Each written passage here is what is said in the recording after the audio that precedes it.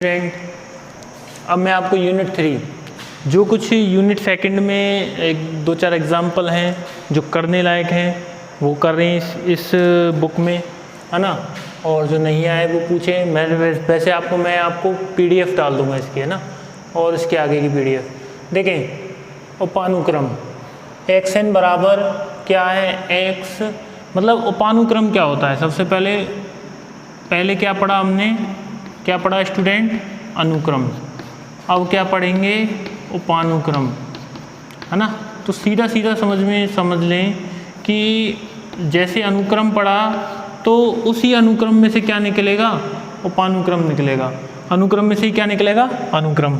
तो जो अनुक्रम का जो छोटा सा पार्ट होगा जो अनुक्रम की शर्तों को भी क्या करेगा, फॉलो करेगा, वो क्या कहलाएगा, उपानुक्रम कहलाएगा। अब उसकी क्या कंडीशन है थोड़ी बहुत देख लेते हैं। जैसे अनुक्रम ये दिया हुआ है ना, मतलब एक्स एन बराबर एक्स, एक्स क्या होता है एन से आर, प्रांत क्या होता है एन होता है, परिसर क्या होता है उसका, या सह प्रांत क्या होता है आर, है ना। बी एक्स बी एन क्या है, एक प्राकृत संख्याओं का निरंतर वर्धमान। ये आपको गौर देना है कि उपानुक्रम क्या होना चाहिए। उपानुक्रम में जो अपन दूसरा सीक्वेंस लेंगे वो क्या होगा, निरंतर वर्धमान अनुक्रम क्या होना चाहिए। यानी हम इस बी एन को, है ना, हम क्या करेंगे, इस एक्स एन का क्या करेंगे, उपानुक्रम बताएंगे। उपानुक्रम होने के लिए नंबर एक कंडीशन क्या है कि वो जो अनुक्रम है वो कैसा होना चाहिए, बढ़ता हुआ होना चाहिए। जैसे एक्स v1 का मान v1 का मान v2 से बड़ा, उल्टा लेंगे, है ना, इस तरह से होना चाहिए। v3 v4, v1 का मान छोटा, फिर उससे बड़ा v2 का, फिर उससे बड़ा v3 का, उससे बड़ा v4 का, उससे बड़ा v5 का, उससे बड़ा v6 का। इस प्रकार से क्या होने चाहिए, अनुक्रम के पद होने चाहिए, ठीक है।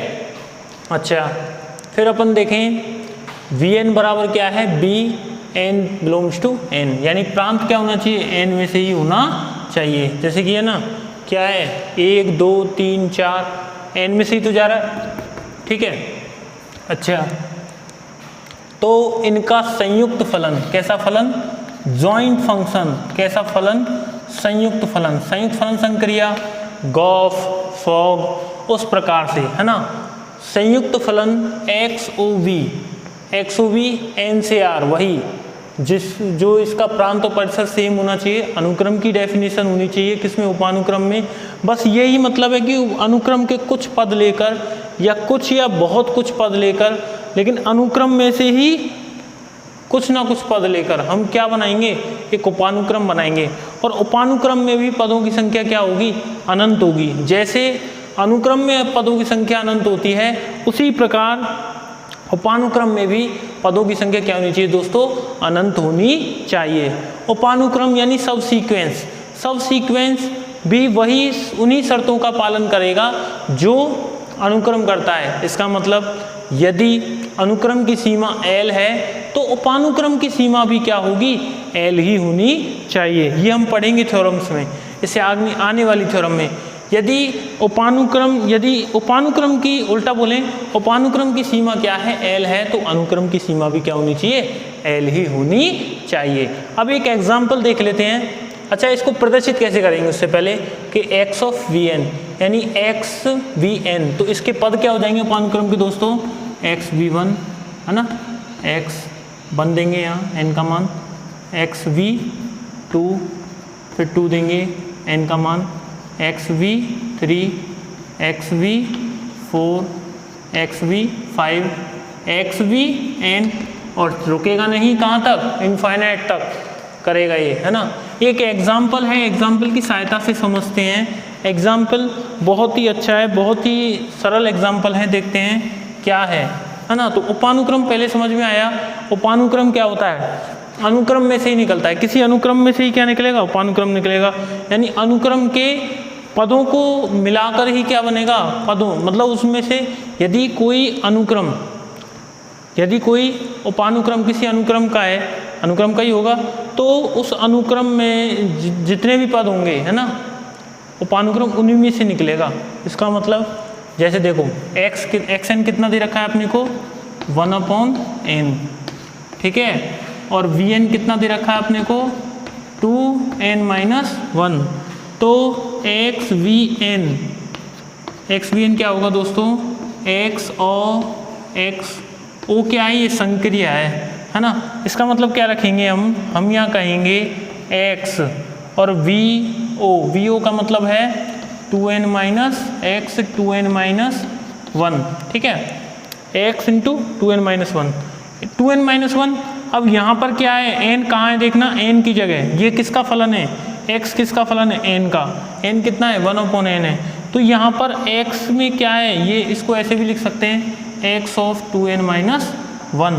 तो यहाँ कितना लिखेंगे, एक्स एन की जगह 1/1 कितना दोस्तों, n की जगह कितना रख दूँ मैं, बताओ यहाँ n की जगह कितना रख दूँ 2n-1, ठीक है, ये हो गया।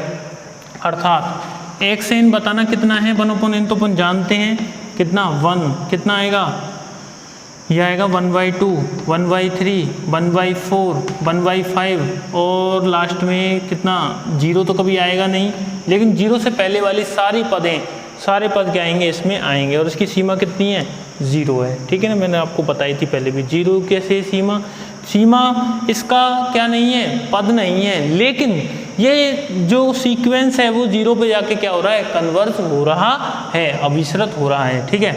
अच्छा, तो इसको देख लेते हैं, एक्स वी एन कितना निकाला हमने, देखना एक्स वी एन कितना निकाला दोस्तों, एक्स वी एन निकाला हमने 1/2n-1, ठीक है। कितना आएगा, n का मान 1 दे देते हैं, कितना आ जाएगा यहाँ से 1 - 2 - 1 है ना, यहाँ से कितना आएगा 4 - 1, यहाँ से कितना आएगा 6 - 1 है ना, ऐसे चलता जाएगा। ये आएगा 1 और कितना आएगा 1/3, 1/5 है ना। तो इसका मतलब क्या है, ये विषम पद आते जाएंगे, यह अगला पद 1/7 है ना, जबकि यहाँ पर 1/1, 1/3, 1/2, 1/2 नहीं सॉरी 1/3, 1/5, 1/7। तो इस सीक्वेंस में से हमने कौन कौन से पद ले लिए बताना, यहाँ 1/5 भी आएगा, ये सभी विषम पद, यानी इस सीक्वेंस में से हमने जब सम पद हटा दिए तो कौन सा बचा 1/2n-1। तो जो ये सीक्वेंस है इसमें क्या है, इस सीक्वेंस से क्या है, कम पद हैं, और चूंकि ये सीक्वेंस, ये वाला सीक्वेंस इस सीक्वेंस में से निकला है, इसलिए ये जो x ऑफ वी एन है 1/2n-1 है, वो इस एक्स एन का क्या कहलाएगा, उपानुक्रम कहलाएगा, ठीक है। एक थ्योरम है सब सीक्वेंस पर आधारित, है ना। हम यहाँ पर 2-3 थ्योरम पढ़ेंगे सब सीक्वेंस पर आधारित, और फिर इसके बाद बहुत ही इम्पोर्टेंट थ्योरम्स हैं। इनके बाद जो आने वाला टॉपिक है वो है कॉची सीक्वेंस, यानी कॉची समीकरण। कॉची समीकरण समझने के लिए ये अपना जो टॉपिक है सब सीक्वेंस समझना बहुत ही ज़रूरी है, और उस पर आधारित जो थ्योरम है वो भी बहुत ही इम्पोर्टेंट है, लेकिन बहुत ईजी है। क्या लिखा हुआ है, क्या चीज़ है, वही चीज़ है, एक ही चीज़ को बार बार लिखेंगे यहाँ पर, क्योंकि वो सेम चीज़ है ना। उसको समझते हैं अपन। अब एक थ्योरम है कि यदि अनुक्रम xn, कोई अनुक्रम है xn, l को क्या होता है, कन्वर्ज करता है, यानी अभिसृत होता है, यानी कोई सीक्वेंस है xn, वो क्या है, अभिसारी है। वो कैसा है दोस्तों, अभिसारी है। अभिसारी होगा तो उसकी क्या होगी, कुछ ना कुछ सीमा होगी, और वो सीमा क्या है, l है, ठीक है, l है। तो इसका यदि कोई सीक्वेंस है, यदि कोई सीक्वेंस, प्रत्येक सीक्वेंस, एनीवन, कोई भी सीक्वेंस है, कोई भी सब सीक्वेंस है, तो वो भी क्या होगा, एक्स वी के बोल देते हैं इसको, है ना, एक्स वी के, प्रत्येक उपानुक्रम एक्स वी के भी क्या होगा, एल को ही कन्वर्ज होगा। यानी ऐसा कभी नहीं होगा कि मान लो किसी अनुक्रम की सीमा 1 है, 2 है, 5 है, जैसे मान लो किसी अनुक्रम की सीमा 2 है, ठीक है, तो उसके उपानुक्रम की सीमा कभी भी कितनी आ जाए, 5 आ जाए, ऐसा नहीं होगा। तो यानी कि जो अनुक्रम की सीमा होगी वही क्या होगा दोस्तों, वही उसके उपानुक्रम की सीमा भी होगी। यही क्या करना है अपने को थ्योरम में सिद्ध करना है। देखिए थ्योरम तो ये लिखी हुई है, उसमें कोई दिक्कत नहीं, लिखना यही है, लेकिन कैसे लिखेंगे उसके लिए देखते हैं। क्या दिया हुआ है, यदि एक अनुक्रम, तो माना एक अनुक्रम क्या है, xn है, वो क्या है, अभिसारी है। अभिसारी है तो कहाँ अभिसारी है, वो अपने, यदि कोई अनुक्रम अभिसारी है तो किस पर, सीमा, अपनी सीमा यानी L को क्या करता है, कन्वर्ज करता है।